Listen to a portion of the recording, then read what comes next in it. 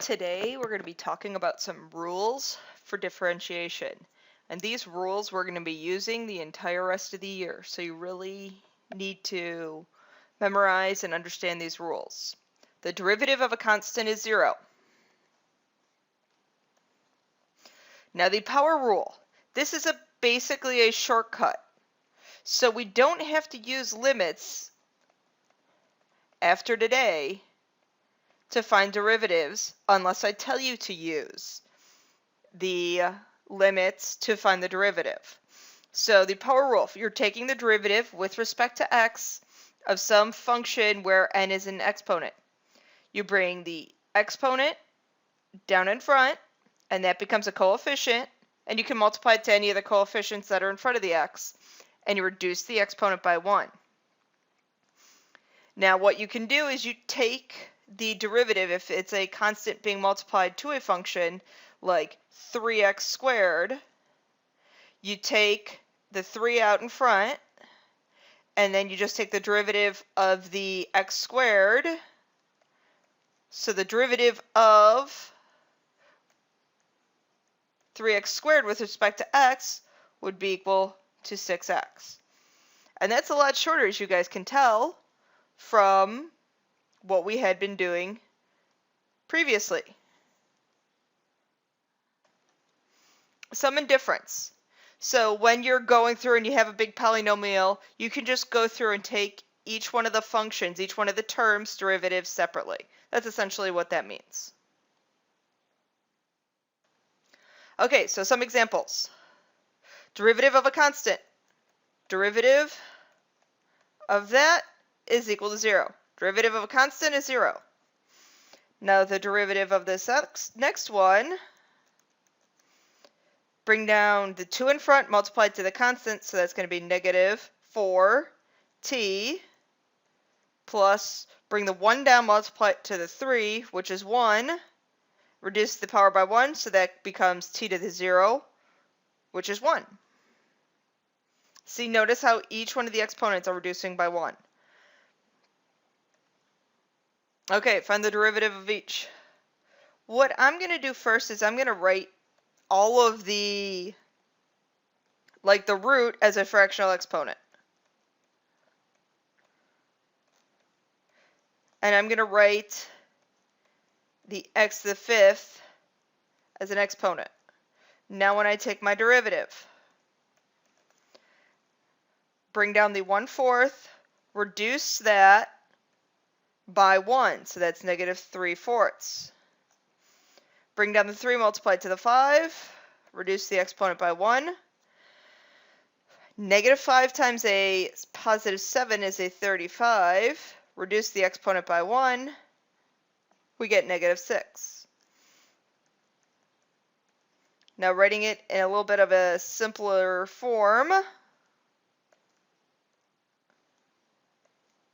we would have 1 over 4 times the 4th root of x cubed minus 15x squared minus 35 over x to the 6th.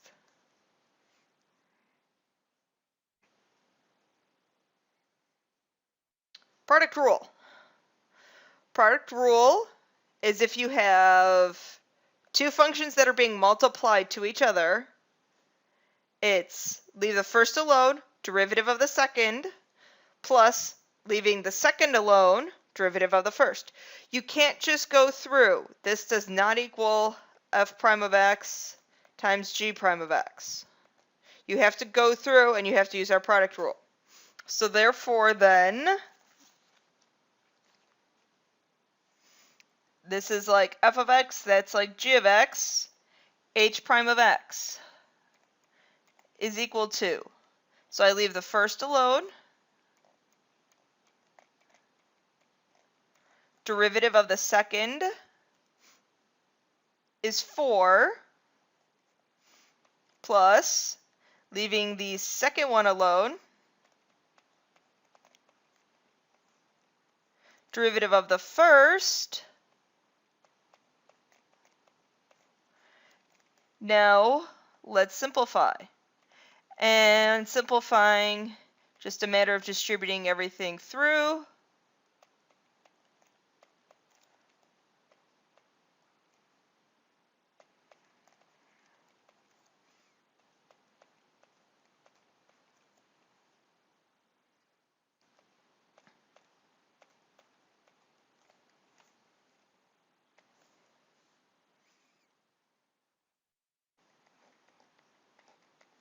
All right, so I have negative 24x squared, 12 and 12, 24 minus 20, 4x plus 15. Similar to the product rule, there is a quotient rule. So our quotient rule is a little bit more complicated. So there's a saying that I always say. Every time I do the quotient rule, I have this saying. Low, d high, minus high, d low, draw a line, square the below. So it's bottom, derivative of the top, minus top, derivative of the bottom, draw a line. You don't take the derivative of the bottom, but remember to square it. Don't forget that squared.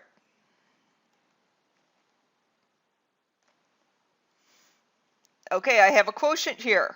So y prime, low, d high, minus high, d low. Draw a line, square the below. So let's simplify the top. We can actually leave the bottom unsimplified. I'm okay with that, but let's simplify the top. So I have 5x squared plus 5 minus 10x plus 4x, and that should be a 10x squared. I was worrying about my negative too much. Okay, so y prime is equal to negative 5x squared plus 4x plus 5. And then it's okay if you don't multiply out the bottom.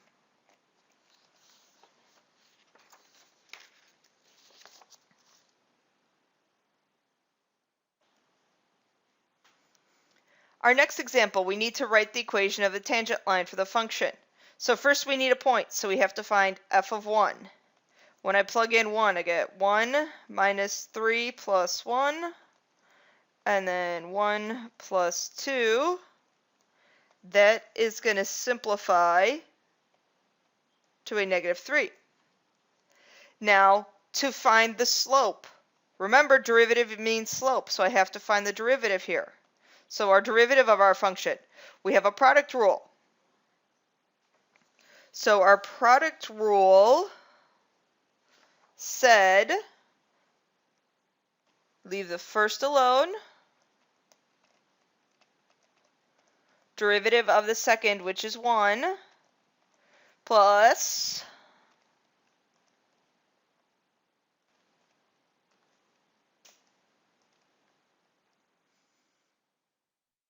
leaving the second alone,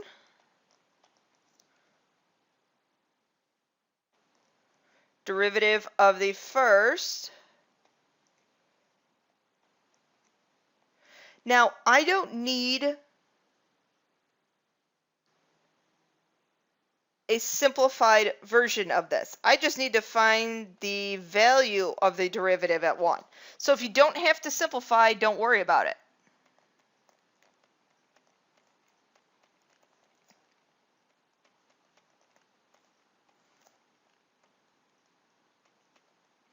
Okay, so let's look here and see what happens.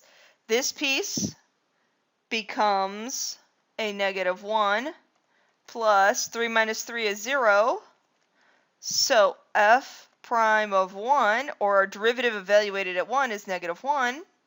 So then I write my equation of my tangent line. Y minus y1 equals m times x minus x1.